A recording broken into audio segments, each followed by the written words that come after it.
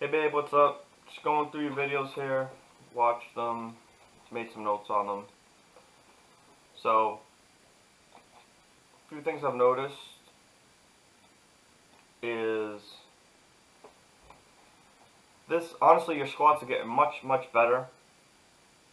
I think too, just finding the depth is going to be very important. Like on that last rep, well, a couple things happen.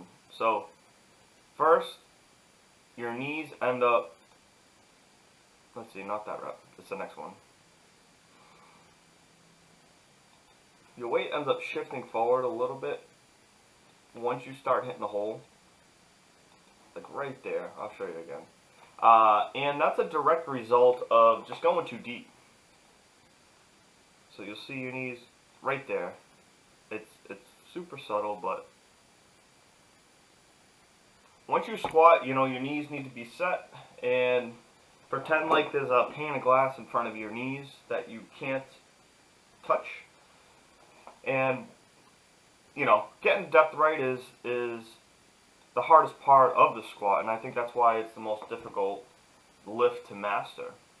Aside from that, you know, I see a little hyperextension, but on the list of, you know, movement errors, like the hyperextension thing is probably like the bottom of the barrel, to be honest.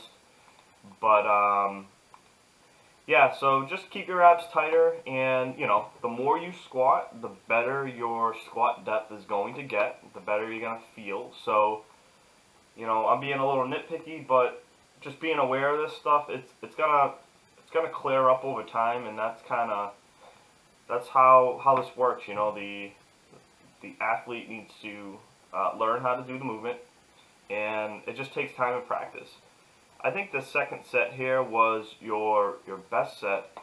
I didn't really see any movement errors aside from, you know, just the hyperextension in the back, which just kind of just flex your abs a little bit more. And like I said, it's honestly not that big of a deal, but just stay a little tighter, and that will help transfer the force over a little bit better. So, but good job on that. And I always tend to find that if I'm doing like 3 sets of squats, usually like my second set is like always my best. And I'm not sure if you feel the same way about that or not, but I feel like, you know, you get 3 chances to get it right, and typically my second set is usually always my best set. So, but this is your last set of squats, and I think these first 3 reps were fucking perfect. You see, you're nice and controlled on your descend,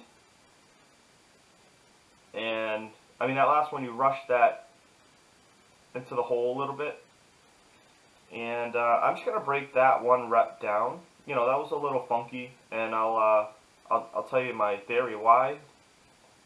I think what was happening was, you know, the weight's getting heavier, and your body's not used to a slow ascend speed on the way up. I think honestly your depth was fine, and you didn't hit the hole too hard. Your right knee does shift forward a little bit, but honestly I don't think it's that big of a deal. I think what happens is once you stop coming back up, you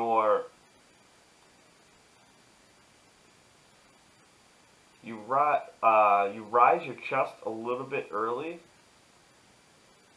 right there. That throws you off balance, because that rise in the chest doesn't translate to your knee and your hip angle opening. And then what happens is you're not used to it, so your quads want to take over, and that's why they end up sliding back. And your body's trying to maintain the correct back angle, so by your knees sliding back, it tries to restore that back angle, and then you come up. So, you know, just being slightly off balance and having your body just try to figure out how to do it, I think that's why that rep felt the way it did. But getting used to these slower reps and putting more weight on the bar is going to get you more acclimated to how it feels, and maintaining your posture and maintaining your form through these heavier sets. So, but I'm super happy with this, and believe it or not, I feel like, although we're going to add weight to the bar, I feel like they're going to get easier, believe it or not. So, but let's see, your deficit deadlifts, yeah, these are pretty good, pretty textbook. But on this, you know, it's a lighter deadlift. I just want your quads turning, so I really want you to engage your quads. This exercise is promoting quad drive off the floor. Do your best. You can isometrically contract your quads and kind of overly focus on your quads, but this is going to help you drive off the floor, and you do a great job here. These are close to perfect, so. But the sandbag run, good job handling that 120. Yeah, how do you like doing it from block and picking up the floor? Do you even notice the difference? I find that, you know, picking it up from the floor, I don't really notice a difference, but if you do, that's cool. If Another not, 20 seconds. Pick it up from the floor, we don't always have to elevate it. So, but yeah. And, you know, 10. rounds, I'm cool with that. Come on, Lauren, keep moving, keep moving. And progress those, so, but good job, babe, and Come on, make the turn.